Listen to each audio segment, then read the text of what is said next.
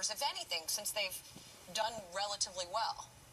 Well, first of all, some of the banks have done well, absolutely. You've also seen consolidation, too. You got to remember, Sure. we've lost a whole host of banks, hundreds of banks every year that we're losing. So the numbers don't tell the entire story. But obviously, I think we want to definitely tailor the regs, make them more suited for the actual business model. There's some global rules that we're looking at, too, that we want to make sure how the U.S. addresses the global rules makes sense from a global standpoint, how we implement them here. I think that's a part of it. I think again, particularly these artificial asset thresholds are things that we should move out of the way. But you got to remember, there are some economic signs of strength in our nation's banking sector. And mind you, you want banks to be profitable. It means they're extending loans. You want that to happen. You want a profitable banking sector. We shouldn't be afraid to say that. But there are, a little signs here and there in the economy. You've seen a little bit of slowness in some of the retail numbers, a little bit of slowness in some of the auto numbers. So we need to be careful. What's great is that we should have a thoughtful, bipartisan, deliberative conversation about the things that we can do to, again, modernize the supervisory framework, eliminate unnecessary impediments, but of course not undo safety and soundness. There's no interest on the part of the U.S. banking sector to do that. Oh, I'm glad you bring up the bipartisan aspect. There are two tracks if you're looking for financial deregulation here, one in Congress, one in the administration through Treasury. Compare and contrast what each of these plans offer and where we might get Democratic support, Democratic buy-in.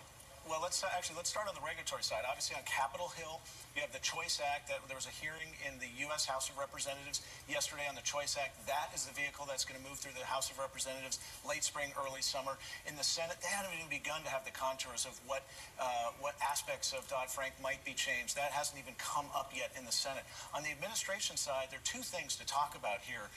Number one is the Treasury is working on the response to the President's executive order from February this year, and they're going to present a report to the President of the United States identifying a whole host of things that the regulatory agencies can do to help our economy grow at a greater rate. We've been a part of that conversation quite openly. We've met with Treasury repeatedly and have sent them a host of materials that we've made public with a number of suggestions. Also, what's interesting, there'll be a number of regulatory appointments as well at the FDIC, the OCC, the Fed, and the CFPB over the next several months. We'll be very interested in those new women and men who might be going into those agencies. And to your question about bipartisanship, remember, you need 60 votes to move legislation through the Senate.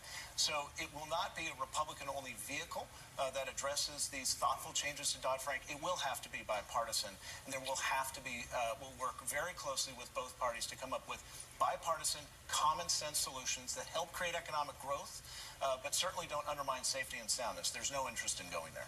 Just very quickly, I can't believe we've gotten this far without saying the words Glass-Steagall, which has been something that's been floated sort of by Gary Cohn.